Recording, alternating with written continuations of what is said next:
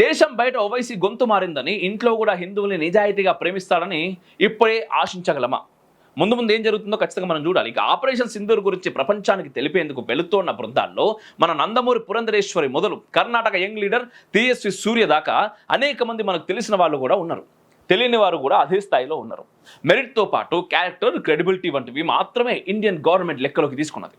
మత కోణంలో చూస్తూ సెక్యులరిజం చాటుకోవాలనో, ప్రాంతీయ సమతుల్యం పాటించాలనో, పార్టీల పరంగా అందరిని మెప్పించాలనో తహదహలాడలేదని అనిపిస్తా ఉన్నది. ఎవరు మాట్లాడగలరో, ఏమి మాట్లాడగలరో అంచనా వేసుకుని మాత్రమే సభ్యుల్ని లిస్టులో చేర్చారు. అందుకే కాంగ్రెస్ పార్టీ నాయకుడే అయినా కాంగ్రెస్ మెచ్చని శశి థరూర్ టీం లీడర్ అయిండు. ప్రధానమైన యుఎన్ఓ వేదికలపై ఆయన అనర్గళంగా మాట్లాడబోతున్నాడు. దేశానికి ఉపయోగపడే వాళ్ళు ఏ మూలన ఉన్నా ఖచ్చితంగా మోదీ దృష్టి పడుతుంది. తాజా తార్కాణమే శశి థరూర్. ఆపరేషన్ సింధూర్ అనగానే గుర్తొచ్చే మరో రెండు పేర్లు సోఫియా ఖురేషి, వ్యోమికా సింగ్. ఇద్దరు మహిళా అధికారులు ముందుండి మీడియాకు సమాధానాలు ఇచ్చారు. విదేశాల్లో ఆపరేషన్ సింధూర్ విజయాల్ని, విశేషాన్ని ప్రచారం చేసే బృందాల్లో కూడా మహిళా నేతలకు మోదీ ప్రాధాన్యత ఇచ్చారు. కేవలం టీంలో మెంబర్స్గా కాకుండా టీం లీడర్స్గా కనిమొళి, సుప్రియా సూలే ఎంపికయ్యారు.